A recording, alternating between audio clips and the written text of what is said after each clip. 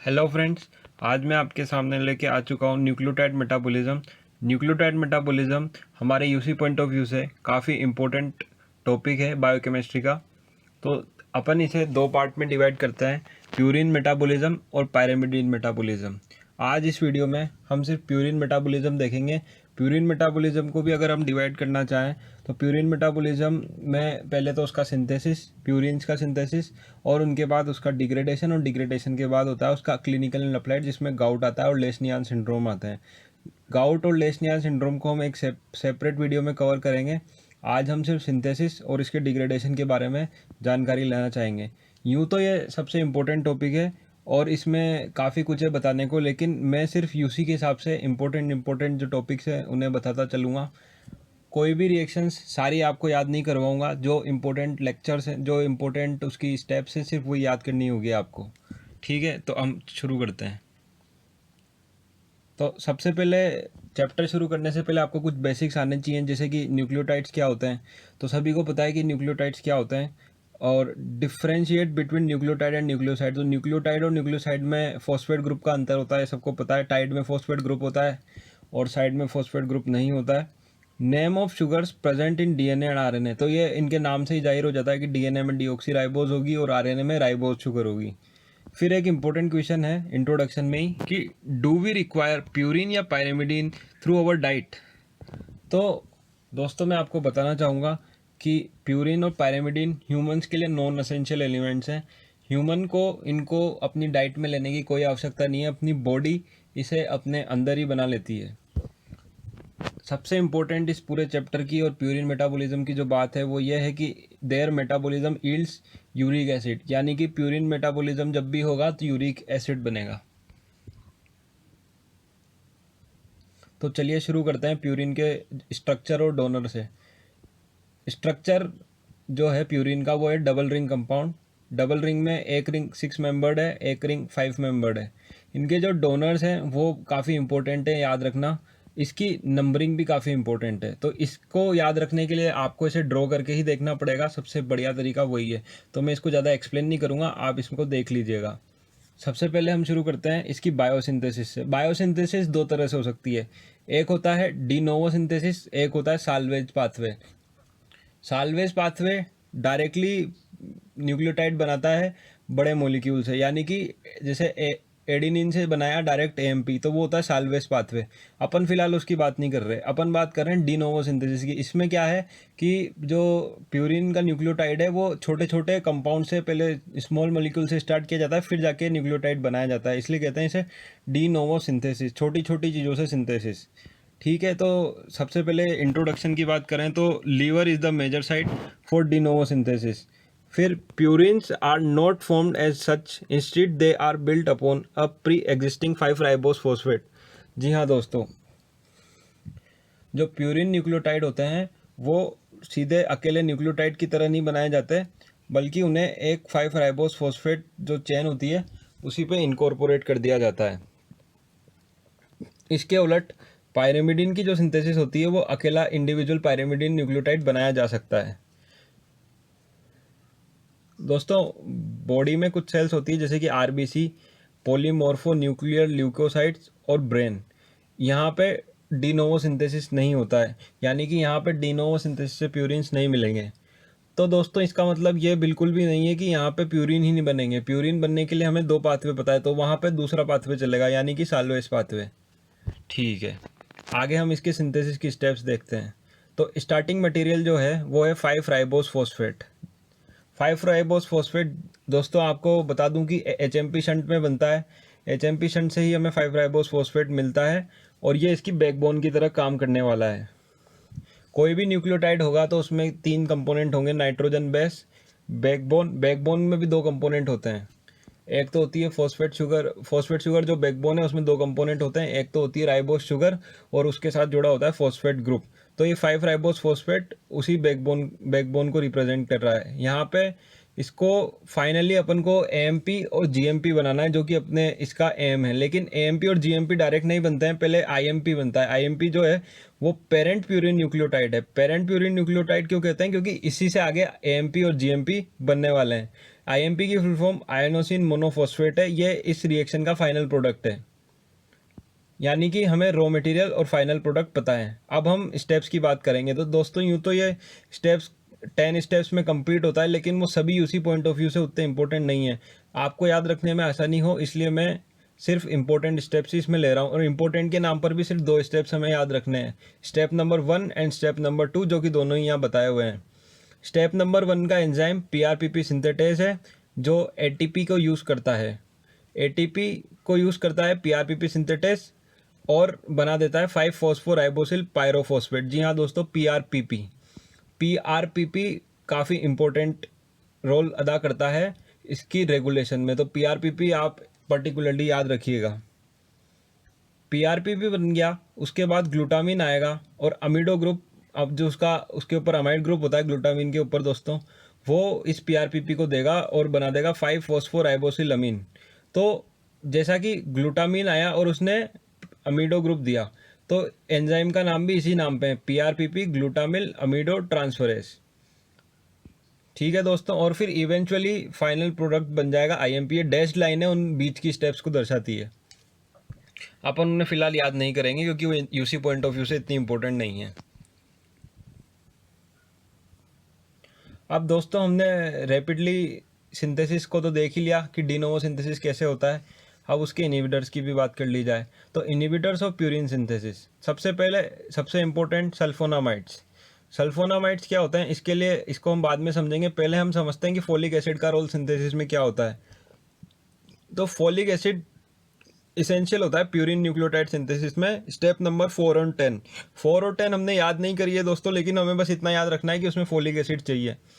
Sulphonamides जो होते हैं वो स्ट्रक्चरल एनालॉग होते हैं पाबा यानी पैरा अमीनो बेंजोइक एसिड के। तो ये क्या करते हैं कि फोलिक एसिड को नहीं बनने देते हैं अपनी बॉडी में।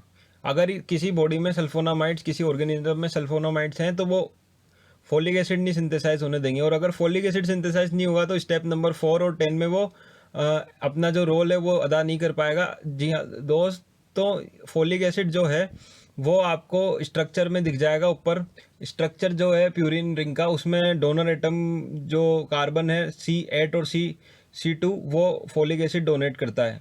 तो वो नहीं हो पाएगा तो प्यूरिन न्यूक्लियोटाइड नहीं बन पाएंगे, तो DNA RNA synthesis gets affected. Fortunately humans के अंदर फोलिक एसिड जो होता है वो बॉडी के अंदर नहीं सिंथेसाइज होता। ह्यूमंस के लिए फोलिक एसिड बाहर से अपन डाइट में लेते हैं, तो इसलिए फोलिक एसिड अपने अंदर बनता ही नहीं है। तो सल्फोनामाइड्स का अपने ऊपर कोई असर नहीं होता है। ट्रीटमेंट ऑफ कैंसर में हम इस टेक्निक को यूज़ करते हैं। मिथोट्रेक्सेट नाम का जो ड्रग होता है वो फोलिक एसिड का स्ट्रक्चरल एनालॉग होता है। फोलिक एसिड का स्ट्रक्चरल एनालॉग होने की वजह से वो प्यूरिन सिंथेसिस को इनहिबिट करता है, क्योंकि मिथोट्रेक्सेट फोलिक एसिड का स्ट्रक्चरल एनालॉग है लेकिन फोलिक एसिड जैसा काम नहीं करता, इसलिए वो प्यूरिन सिंथेसिस को इनहिबिट कर सकता है। बट इस ड्रग का यूज़ करने से कुछ साइड इफ़ेक्ट्स भी हैं, जो कि रैपिडली ग्रोइंग जो अपनी सेल्स होती है, जैसे कि आरबीसीज हुई उनको इफेक्ट करते हैं, हेयर्स हुए उनको इफेक्ट करते हैं, स्किन अपनी रेगुलरली डिवाइड करती रहती है स्किन सेल्स, तो उसको इफेक्ट करते हैं। तो एनीमिया, बालनेस और स्केली स्किन इसके साइड इफ़ेक्ट्स हो सकते हैं। दूसरा ड्रग जो है अपना इनहिबिटर में वो है एजासेरिन। एजासेरिन जो है वो एंटागोनिस्ट ऑफ ग्लूटामीन है। ग्लूटामीन का एंटागोनिस्ट होने की वजह से ये इनहिबिट करता है स्टेप्स नंबर 2 और 5। 2 और सेकंड जो स्टेप है वो तो अपन ने याद करी है, उसमें ग्लूटामीन लग रहा है, और 5th स्टेप के लिए भी याद कर लीजिएगा, 4 और 10 फोलिक एसिड, 2 और 5 ग्लूटामीन। तो इसलिए ये ड्रग भी एंटी कैंसर भी यूज़ कर सकते हैं और प्लस ये इनहिबिटर भी है। अच्छा, अपन ने आईएमपी तो बना लिया, अब आईएमपी से जीएमपी और एएमपी कैसे बनेगा। तो एएमपी और जीएमपी बनाने के लिए ना 2 स्टेप होते हैं। एएमपी भी 2 स्टेप में बनता है और जीएमपी भी 2 स्टेप में बनता है, तो वो स्टेप इतने इंपॉर्टेंट नहीं था इसलिए मैंने लिखे नहीं। उन स्टेप्स में जो एंजाइम यूज़ होता है उनका इनहिबिटर, एक कॉमन इनहिबिटर है 6-मरकेप्टोप्यूरिन। ये काफ़ी इंपॉर्टेंट है, अगर आईएमपी से जीएमपी और एएमपी बनने को रोकना हो तो 6-मरकेप्टोप्यूरिन अपन दे सकते हैं। इसके बाद बात करते हैं formation of purine nucleotide di and triphosphate वाले। देखो अपन ने एएमपी और जीएमपी तो बना लिया, अब अपने को एडीपी या एटीपी या फिर जीडीपी या जीटीपी चाहिए। तो इसको बनाने के लिए अपने को फॉस्फेट ऐड करना पड़ेगा, और जहाँ जहाँ फॉस्फेट जुड़ता है आपको याद होगा वहाँ काइनेज एक्टिविटी होती है। तो यहाँ पे एंजाइम का नाम है एनएमपी काइनेज, यानी कि जो फॉस्फेट जोड़ेगा हमारे लिए वो है एनएमपी काइनेज। एनएमपी की फुल फॉर्म न्यूक्लियोटाइड मोनोफॉस्फेट। तो सबसे पहले एएमपी लिया, उसमें एनएमपी काइनेज, और फॉस्फेट कहाँ से आएगा, एटीपी से, तो एटीपी यूज़ करना पड़ेगा। तो बन जाएगा डाइफॉस्फेट, और इसी तरह से ट्राइफॉस्फेट भी हम बना सकते हैं। सेम एंजाइम है डाई बनाने के लिए भी और ट्राई बनाने के लिए भी। अपन ने अभी तक बात करी डिनोवो सिंथेसिस की, जिसमें अपन ने देखा कि इंट्रोडक्शन, उसके फिर स्टेप्स में अपन ने 2 याद करे थे, फर्स्ट और सेकंड वाला स्टेप कमिटेड स्टेप होता है दोस्तों। अगर वो स्टेप कंप्लीट हो रहा है यानी कि प्यूरिन सिंथेसिस होगा ही होगा। सेकंड स्टेप तक अपन ने बात करी थी, फिर फाइनल प्रोडक्ट आईएमपी, उसके बाद अपन ने उसकी रेगुलेशन के लिए इनिबिशन की बात कर ली थी, और इनिबिशन के बाद अपन ने डाई और ट्राई कैसे बनाएंगे वो बात कर ली। अब अपन आते हैं साल्वेज पाथवे पे। साल्वेज पाथवे कहाँ होगा, जहाँ पे डिनोवो सिंथेसिस नहीं होता है। डिनोवो सिंथेसिस कहाँ कहाँ नहीं होता है, पीएमएनएल, आरबीसी और ब्रेन में। तो ब्रेन में क्या चलेगा, साल्वेज पाथवे, यही उनके लिए प्यूरिन का सोर्स है। Conversion of purines to the corresponding free nucleotide, ये साल्वेज पाथवे की डेफिनेशन है, यानी कि प्यूरिन से ही उनके जो फ्री न्यूक्लियोटाइड है वो बना दिए जाते हैं साल्वेज पाथवे से। तो एडेनिन गुआनिन से बनेगा एएमपी और जीएमपी, और हाइपोजेंथिन से बनेगा आईएमपी। हाइपोजेंथिन से आईएमपी बन रहा है, तो इससे पता लग रहा है कि हाइपोजेंथिन और आईएमपी चूंकि पेरेंट न्यूक्लियोटाइड है, तो ये दोनों प्रिमिटिव टाइप के स्ट्रक्चर्स हैं। एडेनिन पे एंजाइम एक्ट करेगा एपीआरटी। एपीआरटी की फुल फॉर्म दोस्तों एडेनिन फॉस्फोराइबोसिल ट्रांसफरेज है। एपीआरटी की तरह ही एचजीपीआरटी भी एक एंजाइम है जो गुआनिन और हाइपोजेंथिन दोनों के लिए एक ही है। इसका नाम है हाइपोजेंथिन गुआनिन फॉस्फोराइबोसिल ट्रांसफरेज। अच्छा दोस्तों, इसमें बन रहा है एएमपी, जीएमपी और आईएमपी।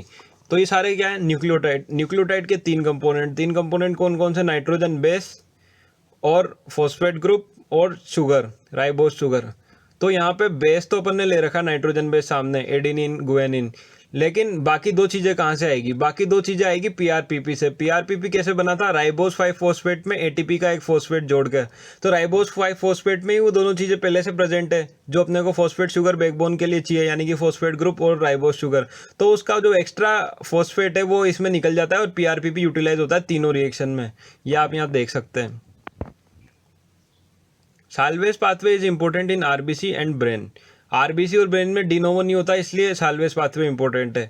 अब आते हैं सीधे regulation of purine nucleotide biosynthesis पे।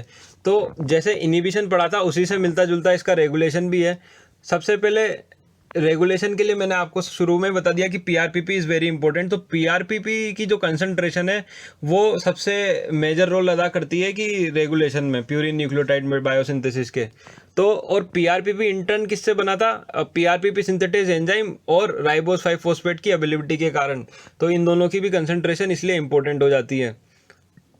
पीआरपीपी ग्लूटामिल अमीडो ट्रांसफरेज जो 2nd नंबर का एंजाइम था वो controlled by feedback inhibition by AMP और जीएमपी।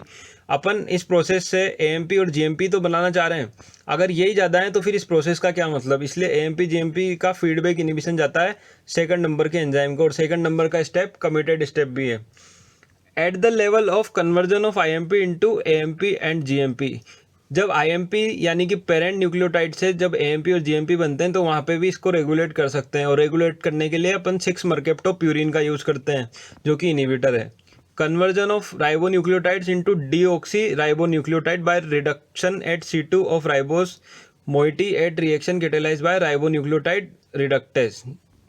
दोस्तों, डीएनए और आरएनए का अंतर आपको पता है कि डीएनए में डीऑक्सीराइबोस होता है, तो वो डीऑक्सी यानी कि ऑक्सीजन की कमी कौन सी लोकेशन पे होती है, C2 पे। यानी कि आरएनए से डीएनए बनाने के लिए अपने को एंजाइम की जरूरत होगी जो कि 2nd कार्बन से ऑक्सीजन हटा दे, तो उस एंजाइम का नाम है राइबोन्यूक्लियोटाइड रिडक्टेज। इसीलिए अपन डीएनए जब भी बनाना होगा तो ये एंजाइम यूज होता है, और इसकी 2 सब यूनिट होती है, बीटा 1 बीटा 2, और दोनों 2 टाइम्स होती है, यानी बीटा 1 की भी 2 सब यूनिट मिलेगी आपको, बीटा 1 प्लस बीटा 1, और बीटा 2 की भी 2 मिलेगी, बीटा 2 और बीटा 2, तो 4 सब यूनिट का ये एंजाइम है। इस एंजाइम का इनिबिटर है हाइड्रोक्सी यूरिया, और इसे भी कैंसर ट्रीटमेंट में यूज़ कर सकते हैं। कैंसर ट्रीटमेंट में क्यों यूज़ कर सकते हैं, क्योंकि ये भी डीएनए सिंथेसिस को रोक सकता है। प्यूरिन न्यूक्लियोटाइड अपन ने बना तो लिए, अब उनको डिग्रेड कैसे किया जाए, तो डिग्रेडेशन ऑफ प्यूरिन न्यूक्लियोटाइड, इसमें वैसे तो बहुत लंबी स्टेप है जहाँ पे एएमपी जीएमपी से शुरू होकर कहानी यूरिक एसिड तक आएगी, लेकिन उसमें जो काम की बात है वो है कि लास्ट की ये जो 3 प्रोडक्ट्स मैंने बना रखे हैं, hypoxanthine, xanthine, then uric acid, इन दोनों के जो स्टेप्स हैं इनको कैटेलाइज सिर्फ जेंथिन ऑक्सीडेज अकेला एंजाइम करता है। और इस जेंथिन ऑक्सीडेज का जो इनिबिटर है वो है एल्लोप्यूरिनोल। एल्लोप्यूरिनोल के लिए यहाँ पे 2 शब्द कि ये एल्लोप्यूरिनोल जो है वो आयरन, एफएडी और मोलिब्डेनम ये इसके कोएंजाइम्स हैं। और एलोप्यूरिनोल की खास बात है कि ये सिर्फ लीवर और स्मॉल इंटेस्टाइन में ही प्रेजेंट होता है, यानी कि प्यूरिन न्यूक्लियोटाइड का जो डिग्रेडेशन है वो यहीं 2 जगह होता है, लीवर और स्मॉल इंटेस्टाइन। तो दोस्तों अगली वीडियो में अपन बात करेंगे कि अप्लाइड क्या है प्यूरिन न्यूक्लियोटाइड का, जो कि क्या है, गाउट और लेशनियान सिंड्रोम। Thank you.